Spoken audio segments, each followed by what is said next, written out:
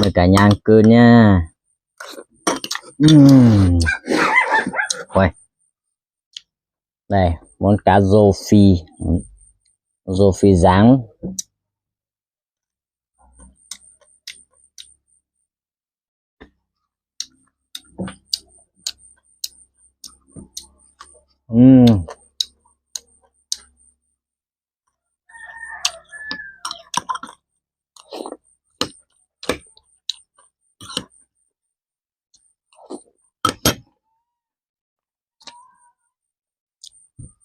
Còn cái con này là con cá treo đồi nha. Cái đầu này cứng lắm, không ăn, chặt bỏ cái đầu, không giòn mấy. Cái này mình ráng sáng nay ráng rồi, nó cũng không giòn mấy. Ăn kiểu này ngon lắm.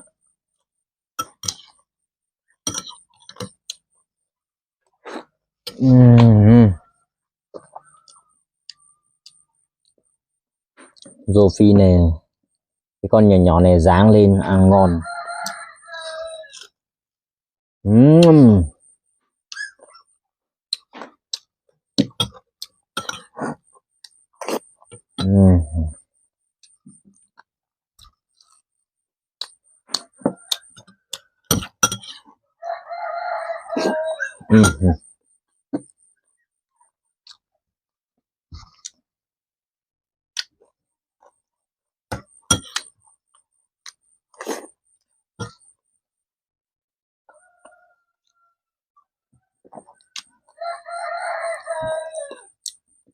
Con này không phải là mình bát ao, con này là đi lại, đi dùng cái súng bán cá,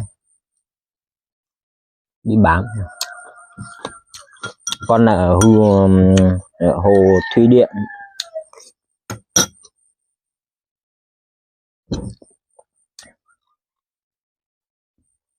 Nhưng mà đi lạng ở trên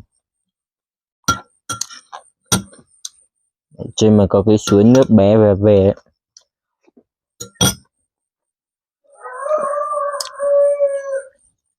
Còn gần cái đầu thủy điện thì sâu lắm, không vào được.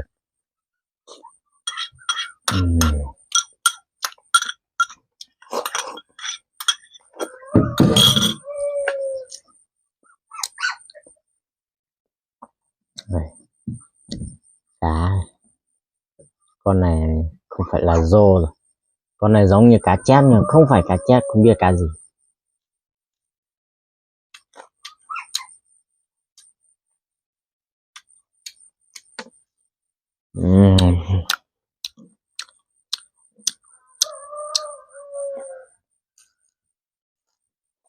Đầu này giòn lắm.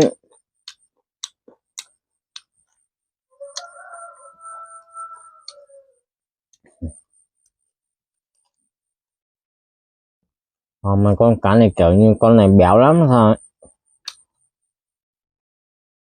anh cảm thấy như béo béo này.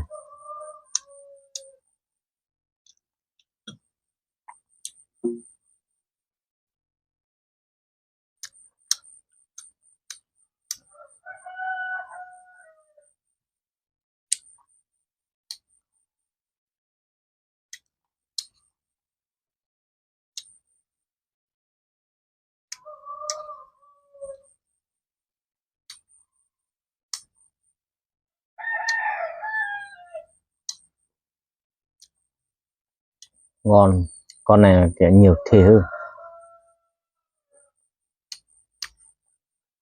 con này ngọt thịt.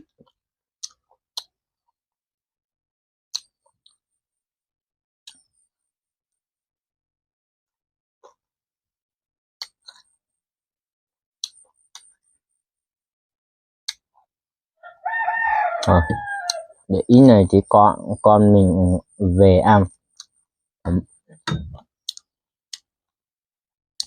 con mình còn đang đi học nha.